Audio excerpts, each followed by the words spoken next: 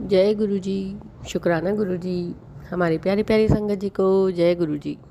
आज का सत्संग शुरू करने से पहले एक बार हम गुरु जी का मंत्र जाप करेंगे। ओम नमः शिवाय, शिव जी सदा सहाय। ओम नमः शिवाय, गुरु जी सदा सहाय। आज का सत्संग हमें एक आंटी जी ने व्हाट्सएप पर रिकॉर्ड करके भेजा है, तो आज का सत्संग हम उन्हीं की आवाज़ में सुनेंगे। तो चलिए सत्संग को शुरू करते हैं। जय गुरु जी, शुक्राना गुरु जी। सारी सात संगत जी को भी जय गुरु जी। मैं दिल्ली से अपना छठा या सातवां शुक्राना सत्संग शेयर कर रही हूँ। गुरु जी मुझे माफ़ कर दीजिए। संगत जी मुझे थोड़ा सा याद नहीं है कि ये मेरा कौन से नंबर का सत्संग है, मुझे थोड़ी सी भूलने की प्रॉब्लम है। ओम नमः शिवाय, शिव जी सदा सहाय। ओम नमः शिवाय, गुरु जी सदा सहाय। मैं गुरुजी के स्वरूप के आगे बैठ के अपना सत्संग शेयर कर रही हूँ।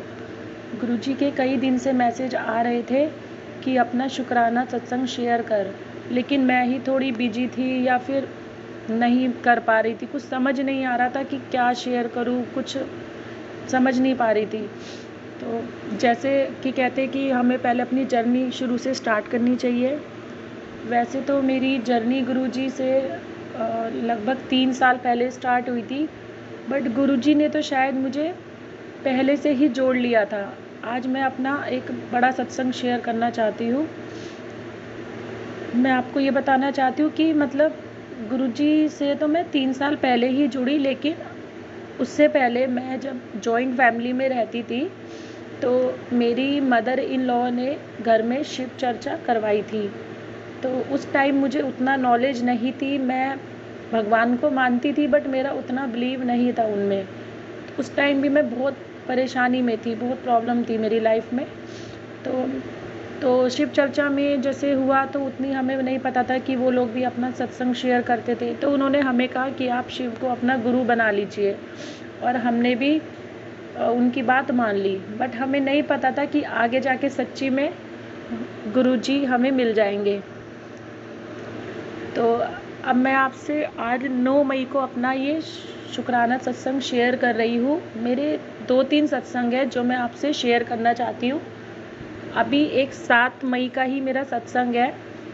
गुरुजी के मैसेज आ रहे थे कि मुझे 7 नंबर की ब्लेसिंग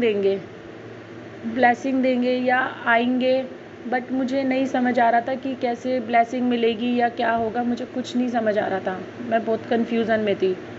तो हुआ क्या, 7 मई को मॉर्निंग में मेरे अंकल जी ने जब पूजा की तो गुरुजी के स्वरूप पे उनके मस्तक पे चंदन का टीका लगाया। मैं रोज़ गुरुजी को टीका लगाती हूँ, अपने बच्चों को भी चंदन का तिलक करती हूँ।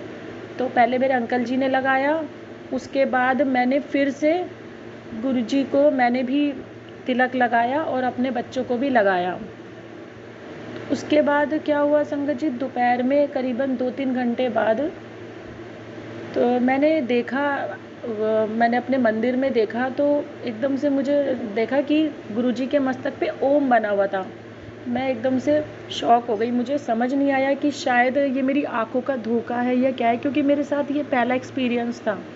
इससे पहले मैंने चाय प्रसाद में और रोटी प्रसाद में भी गुरुजी ने मुझे ओम के दर्शन दिए थे।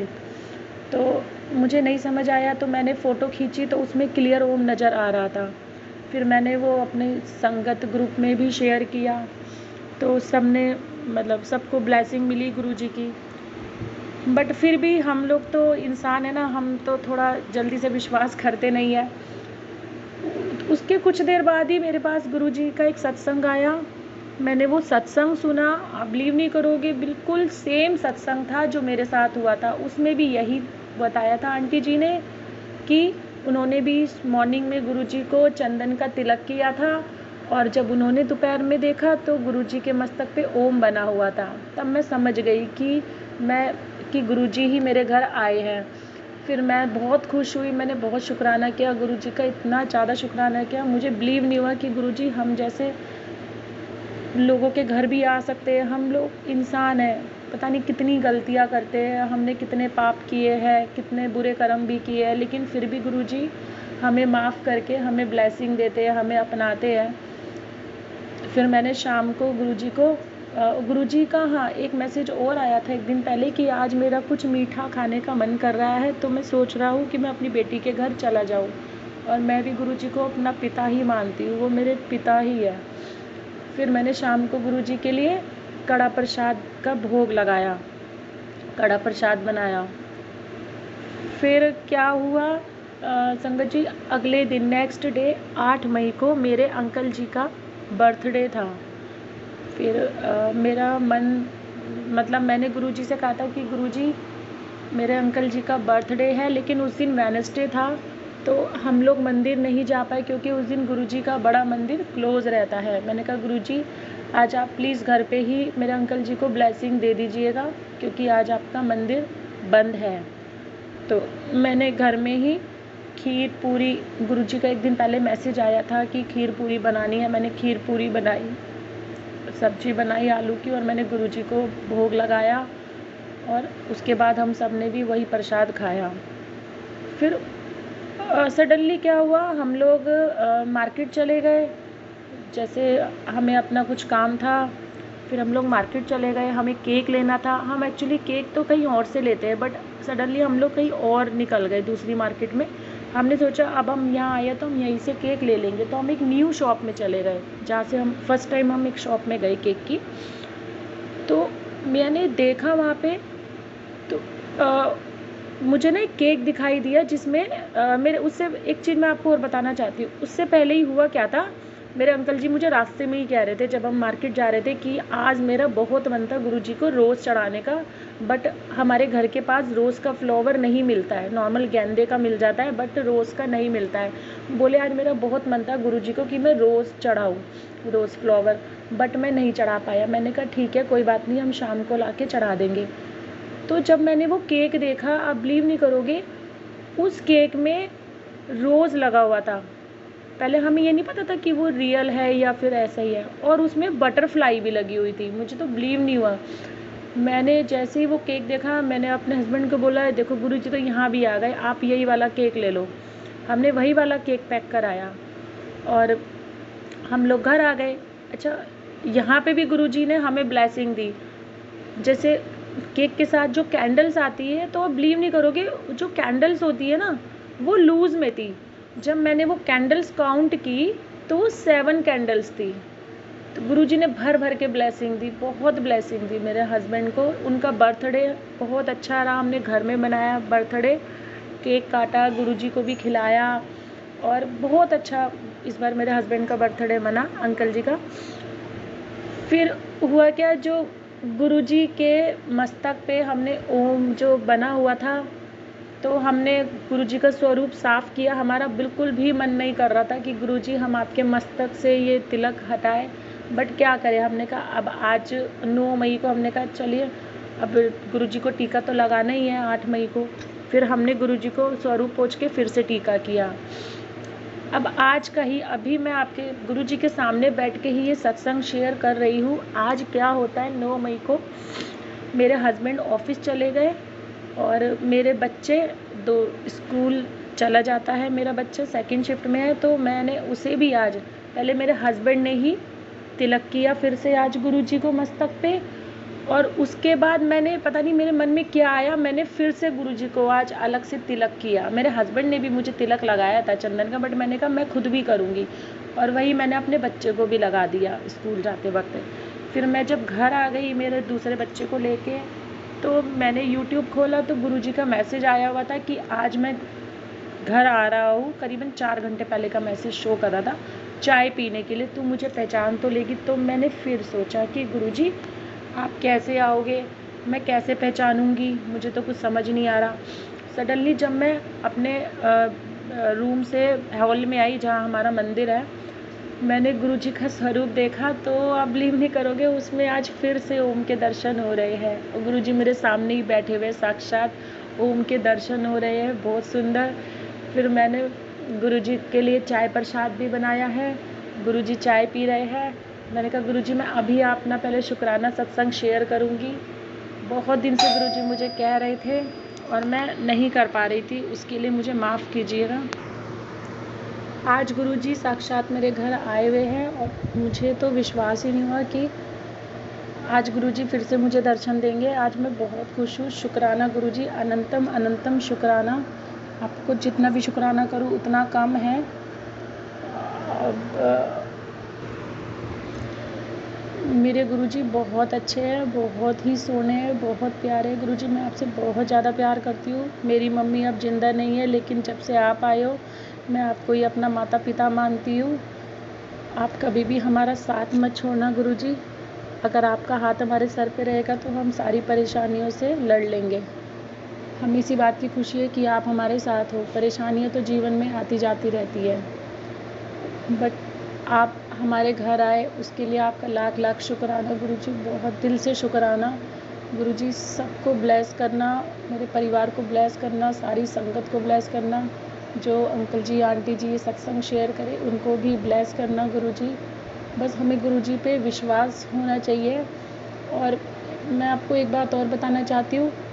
मैं शुरू में जब मैं सत्संग सुनती थी तो मुझे बिलीव नहीं होता था कि सच्ची में ऐसा होता है। जैसे लोग अपने एक्सपीरियंस शेयर करते थे तो समझ नहीं आता था कि सच्ची में गुरुजी दर्शन देते हैं। अभी कई बार मैंने फ़ील किया, जैसे मैंने पहली बार जब मैंने गुरुजी से बोला, मैं रोटी बना रही थी। मैंने कहा गुरुजी मैंने आज तक कभी रोटी में आपके ओम के दर्शन नहीं किए।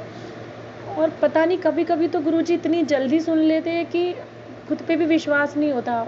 और उस दिन ऐसा हुआ कि मुझे हर रोटी में ही ओम दिखाई दे रहा था। गुरुजी हर रोटी में अपनी ब्लेसिंग दे रहे थे।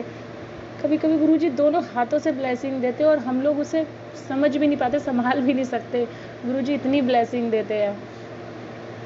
जब भी मैं घर से बाहर निकलती हूँ तो मैंने कई बार मुझे ऐसी फीलिंग आती है, एक बार नहीं कई बार मेरे साथ ऐसा हुआ, जैसी मुझे फीलिंग आती है कि अभी गुरुजी के दर्शन होंगे या कोई भी ऐसी गाड़ी है आसपास। संगत जी आप विश्वास नहीं करोगे, जैसी मेरे मन में फीलिंग आती है उसकी थोड़ी देर में ही देखती हूँ ना तो मुझे गुरुजी की गाड़ी भी दिखाई दे जाती है। इतनी स्ट्रॉन्ग फीलिंग आती है कि गुरुजी आसपास ही है। तो गुरुजी हर पल हमारे साथ रहते हैं। आज की डेट में मेरे साथ बहुत ज़्यादा परेशानियाँ है, बहुत फाइनेंशियल प्रॉब्लम भी है, लेकिन गुरुजी कहते हैं वो सब ठीक कर देंगे। तो मुझे अपने गुरुजी पे, अपने गुरु पापा पे पूरा विश्वास है। और मैं आपको एक सत्संग अपना और बताना चाहती हूँ। मेरे पैरों में मतलब घुटनों में बहुत ज़्यादा प्रॉब्लम है। मतलब पिछले कुछ टाइम से 2 साल से मैं सर्वाइकल की प्रॉब्लम से परेशान हूँ। मुझे बहुत ज़्यादा पेन रहता है। मैंने कई डॉक्टरों को दिखाया, मुझे समझ नहीं आया कि मुझे क्या प्रॉब्लम है। बहुत मेडिसिन खाई, हर जगह मैंने इलाज कराया, बट किसी ने भी मेरी बीमारी नहीं पकड़ी। मैं नहीं समझ पा रही थी कि मुझे क्या प्रॉब्लम है। फाइनली मतलब कुछ दिन पहले की बात है, करीबन 15 दिन पहले मुझे एक अच्छा डॉक्टर मिला तो मुझे पता चला कि मुझे अर्थराइटिस की प्रॉब्लम है और मुझसे चला भी नहीं जा रहा था। मेरे नी में बहुत ज़्यादा प्रॉब्लम हो रही थी, बहुत क्रैम्प आ रही थी। फिर मैंने ट्रीटमेंट स्टार्ट कर दिया, बट मैंने गुरुजी से अरदास की कि गुरुजी आप ही ठीक करिए। डॉक्टर तो अपना काम करेंगे लेकिन आपसे बड़ा तो कोई डॉक्टर है ही नहीं। हमारे गुरुजी सबसे बड़े डॉक्टर हैं, उनके आगे सारे डॉक्टर, सारी दवाइयाँ फ़ेल है। मैंने कहा ये दवाइयाँ तो मैं लूँगी, लेकिन जब तक मैं आपका लंगर प्रसाद खाना चाहती हूँ, क्योंकि मेरा ना विश्वास था मन में कि जब तक मैं गुरुजी का लंगर प्रसाद नहीं खाऊंगी मुझे कोई दवाई असर नहीं करेगी और ना ही मैं ठीक हो पाऊंगी। और कुछ ऐसा हुआ कि मैं मंदिर ही नहीं जा पा रही थी। 15 दिन हो गए थे और मुझे बहुत बेचैनी हो रही थी कि मैं बड़े मंदिर नहीं जा पा रही हूँ। अगर मैं 10 दिन के बाद मंदिर नहीं जाती हूँ तो मुझे बहुत ज़्यादा बेचैनी होती है, मेरा मन नहीं लगता, ऐसा लगता है कि पता नहीं क्या हो गया। तो मैं महीने में कभी कभी गुरुजी 2 बार या 3 बार मुझे मंदिर बुला लेते हैं। फिर होता क्या है कि हम ज़्यादातर जो मंदिर जा पाते हैं तो हम लोग मंडे में ही जा पाते, क्योंकि मेरे अंकल की छुट्टी जो है वो मंडे को ही मिलती है।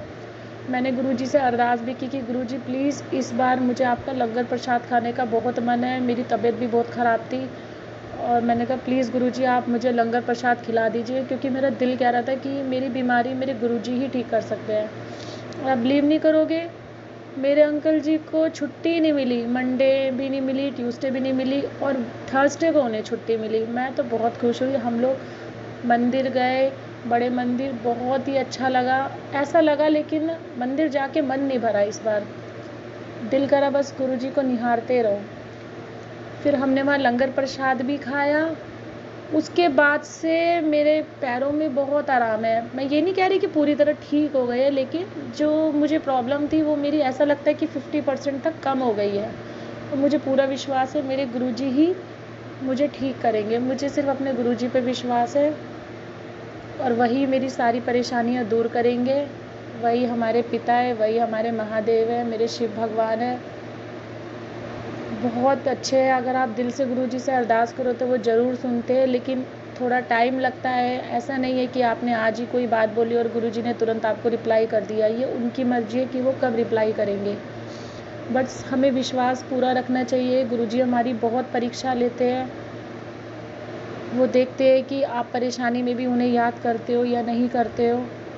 मेरी गुरुजी ने बहुत परीक्षा ली है, अभी भी लेते हैं। मैं हर परीक्षा देने के लिए तैयार हूँ गुरुजी, और बस आप हिम्मत देना गुरुजी, हमारे साथ रहना।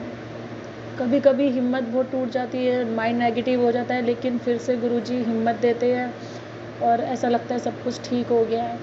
बस गुरुजी पे ही पूरा विश्वास बनाए रखना चाहिए। गुरुजी हमारे बहुत ही प्यारे हैं, शिव भगवान का रूप है, साक्षात महादेव है। वो हम जैसे लोगों को अपनाते हैं, हमारी गलतियों को माफ़ करते हैं।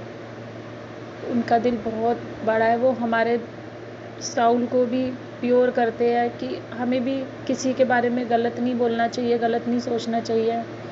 फिर गुरुजी भी हमारा साथ देते हैं। बस गुरुजी हमेशा अपने चरणों से लगाए रखना, हमेशा मेरे परिवार पे अपनी ब्लेसिंग बनाए रखना। कोई भी भूल चूक हो गई हो इस सत्संग को शेयर करने में तो प्लीज़ गुरुजी, प्लीज़ संगत जी मुझे माफ़ करिएगा। मैं दिल से शुक्राना करूँगी अपने गुरुजी का, बहुत बहुत शुक्राना गुरुजी। अगर मुझसे कोई भी गलती हुई हो, भूल चूक हुई हो तो मुझे माफ़ करिएगा। अब मैं अपनी वाणी को यही विराम देती हूँ और मैं अपने सत्संग को मंत्र जाप से विराम दूंगी। ओम नमः शिवाय, शिव जी सदा सहाय। ओम नमः शिवाय, गुरु जी सदा सहाय। ओम नमः शिवाय, शिव जी सदा सहाय। ओम नमः शिवाय, मेरे गुरु जी सदा सहाय। जय गुरु जी, शुक्राना गुरु जी, लव यू सो मच गुरु जी। मेरे गुरुपा आपका बहुत बहुत शुक्राना, दिल से शुक्राना। जय गुरु जी। हमारी प्यारी प्यारी संगत जी को जय गुरु जी। अगर आप भी हमें अपना सत्संग रिकॉर्ड करके भेजना चाहते हैं तो डिस्क्रिप्शन में दिए गए ईमेल आईडी और व्हाट्सएप नंबर पर भेज सकते हैं। और अगर अभी तक आपने हमारे चैनल को सब्सक्राइब नहीं किया है तो जल्दी से सब्सक्राइब करें और ज़्यादा से ज़्यादा संगत के साथ शेयर ज़रूर करें। जय गुरु जी।